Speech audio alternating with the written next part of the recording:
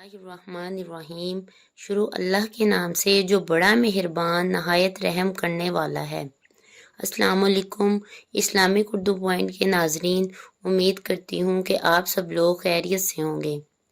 اللہ تبارک و تعالیٰ سے دعا ہے کہ اللہ تعالیٰ آپ کی ہر مشکل اور پریشانی آسان فرمائے۔ میری عزیز بہنوں اور بھائیوں، میں آپ کو جو بھی وظائف اور عملیات بتاتی ہوں یہ میرے بہت سارے خود کے کیے ہوئے ہیں اور ان کے پیچھے بہت سارے سالوں کا تجربہ ہے، تو انشاءاللہ تعالی میں جیسے آپ کو کہوں گی وہی آپ نے کرنا ہے۔ آپ کو ان کا ضرور فائدہ ملے گا۔ آج کا جو ہمارا عمل ہے یہ بہت ہی پاورفل وظیفہ ہے۔ یہ ایک نبی کی دعا تھی جو انہوں نے اللہ سے کی۔ دعا یہ ہے، میں بعد میں اس کے بینیفٹس بھی آپ کو بتاتی ہوں۔ بسم اللہ الرحمن الرحیم۔ شروع اللہ کے نام سے جو بڑا مہربان نہایت رحم کرنے والا ہے۔ ربی انی مغلوب فانتصر۔ اس کا ترجمہ یہ ہے، اے میرے رب میں بے بس ہوں، پس تو میری مدد فرما۔ یہ دعا ہم ہر مشکل پریشانی اور ہر طرح کی حاجت کے لیے ہم اس کو پڑھ سکتے ہیں۔ پڑھنا کیسے ہے یہ میں پورا آپ کو بتاؤں گی کہ کس نیت کے ساتھ پڑھنا ہے۔ اس سے پہلے میں آپ کو اللہ تعالیٰ کا ایک فرمان سنانا چاہتی ہوں۔ اللہ تبارک و تعالیٰ کی ذات فرماتی ہے، میرے بندو جیسے گمان کرو گے میں تمہارے ساتھ ویسا ہی معاملہ کروں گا۔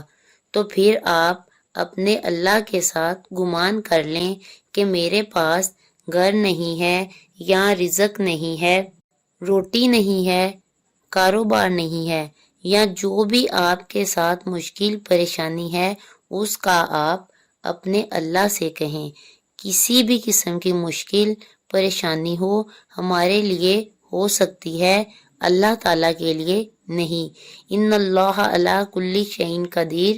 اللہ تبارک و تعالیٰ کی ذات ہر شے پر قادر ہے اور ہر چیز کا مالک ہے۔ تو جو بھی آپ کو مشکل پریشانی ہے اس کے لیے آپ یہ پڑھ سکتے ہیں۔ اللہ تبارک و تعالیٰ کی ذات وہ ذات ہے جو ہماری شارک سے بھی زیادہ ہمارے قریب ہے۔ تو چلیے آپ کو بتاتی ہوں اس کو پڑھنا کیسے ہے۔ یہ دعا حضرت نوح علیہ السلام کی پڑھی ہوئی دعا ہے جب آپ نے انتہائی مصیبت کے وقت پڑھی تھی، اور اس کو ہر وہ شخص پڑھے جو مشکل یا مصیبت میں گھرا ہوا ہو۔ تو چلیے میں آپ کو اس کو پڑھنے کا پورا عمل بتاتی ہوں۔ آپ نے یہ وظیفہ ایسے کرنا ہے کہ اول اور آخر 11 بار درود ابراہیم پڑھنا ہے، اور درمیان میں یہ دعا جو آپ کو اسکرین پر نظر آ رہی ہے اس کو 111 بار پڑھنا ہے۔ اور اس وظیفے کو کوشش کریں کسی بھی مقصد کے لیے 3 دن، 7 دن یا 21 دن تک بھی کر سکتے ہیں۔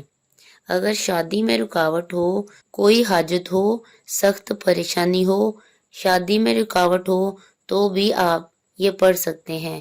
اس آیت کا، اس دعا کا ورد کرنا ہے تو انشاءاللہ تعالی آپ کا کام، جو بھی مقصد، حاجت، پریشانی ہے ختم ہو جائے گی اور ہر جائز حاجت، مقصد میں کامیابی ہوگی انشاءاللہ تعالی۔ اس کے بعد آپ نے اللہ تعالیٰ سے دعا مانگنی ہے اور اپنی حاجت، مقصد اپنے ذہن میں تصور رکھتے ہوئے۔ اگر آپ کو میری ویڈیو اچھی لگی ہو تو میرے چینل کو سبسکرائب کریں۔ اللہ حافظ۔